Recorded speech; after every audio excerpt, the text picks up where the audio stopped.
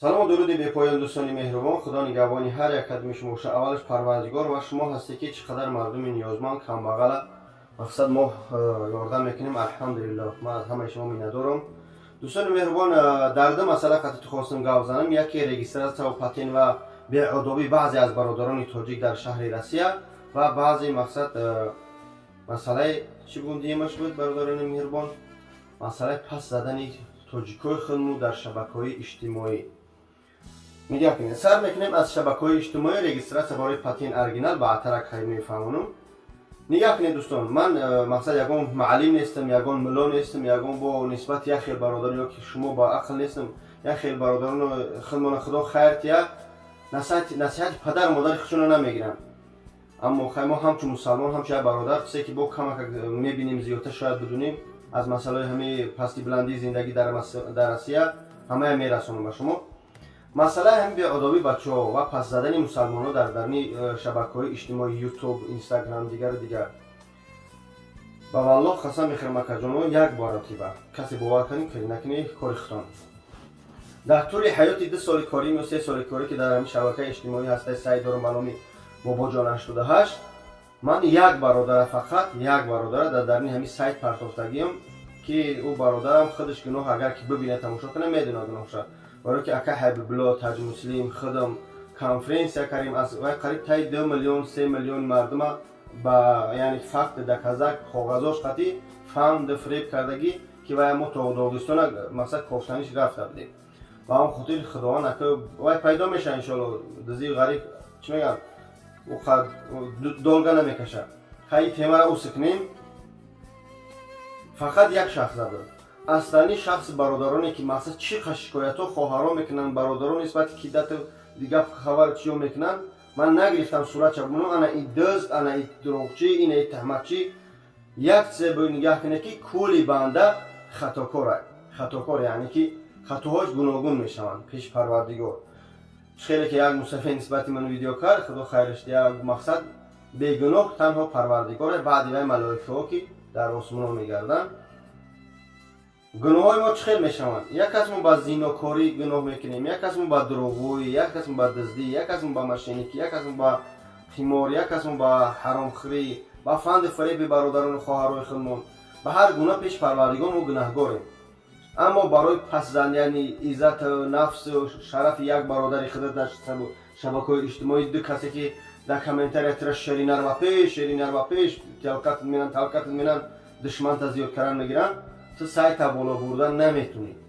بدون که همین برادر نسبت شکایت میکنن مثال که طوری میمونیش بعد دبالش کریس مریس مقملقه میکنی شکایت میکنن همه خودون بگیره اول نمروش نشی نمری پدرش اکش همه صاحب داره همه صاحب دارن زنگ بزن برادر جان نسبت شکایت های کو اومده که اول شما بفهمید گوش کنید چی میگه همه وقت جانی به گوش کنید همه خطا میکنه گوش کنه او برادر شاید بگه برادر جان این صورتی مرا نفهمت هم خطا از جانب من داشته من بگیرم همه خطا اصلاح کنم. باز میگم دوستان عزیز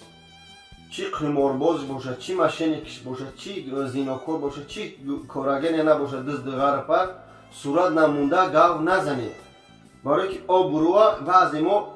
30 40 50 و 20 25 میزنیم آبرو ذره جمع میکنیم با یه صورتی تو موندن برادرها آبروی همون برادر یا خواهر یا مادر کسی باشه در زمین میغلطه میره هیچ نال میشود زور یک هفته تر شیرینر و پیش ملادیس میگن اما بعد وای میبینی دوستان عزیز که همه جزیره باچی با هم خودی دوستان مهربان یک بارگی از هر یک قدم شما خواهش میکنم برای دو پرسموتر یا لایک یا گپ چپ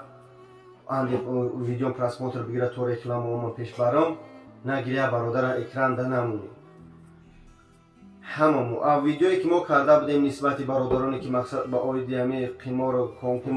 مقصد کنکورس و سرکار دارن من همش در نظر نداشتم همون مقصد ماشین بازو و قمار بازو خودشون میدونه که در نظر داشتم اما قمار حرامه ای من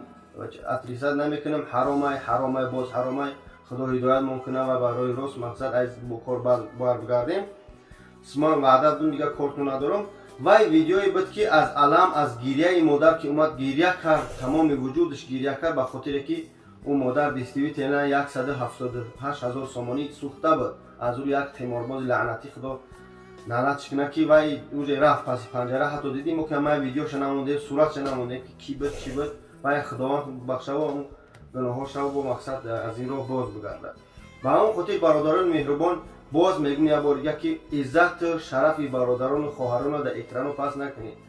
بعضی خیلی هستن سایت های حادثاتی و تشتیوی و با اون پرویسته و میخری این شبکه های اجتماعی نام خیلی یک داملا گفت که اقلا امی پارول لوگیناتون در پیش یک از بمونید یعنی که امی ای سایت هاتون یک شخصی باوری نکت که یک آدمی ای من مردم همه وقت انسان باید دفترچه داشته باشه در پرا ای فلانی ام خودم ام قرضی دارای در پرا گشت بنویسه این ام خودم من قرضی دارم در این دفترچه دو نمون میشه من قرضی دارم و وای ها همین شخص رو قرض دارم این دفترچه پیش آدمی باوری مونده باشه برای که مرگ زندگی نمیدونه که یک لحظه بعد 2 مینوت بعد حوز یک سکونده هم یک جوانی میاد پیش یک شیخ یا عالمه میگه که یک قصه بیادم زد میگه که من چخیل کنم که از راه بد بر بگردم حرکت کنم که نماز خوان شم از خدا بترسم چخیل میگم میگه که چیکار کنم یک روز پیش این مردن توبه سخت کنم میگم من نمیدونم که من میمیرم میگم من نمیدونم که من پگه بمیرم به همون خاطر بگه میگه به همون خاطر هر یک لحظه و هر یک سکونده هر یک مینوت داره از مرگ غافل نباشه بدونه که مرگ همه وقت پیگیر ما هسته با همون خاطر دفترچه نوشتن در کار که در این پرا همین شخصیت از من قرضیدار است این شخصیت من قرضیدارم همه در این انسان آدمیزاد قرضداره همه وقت پیش پروردگار قرضدار ما پیش بندشم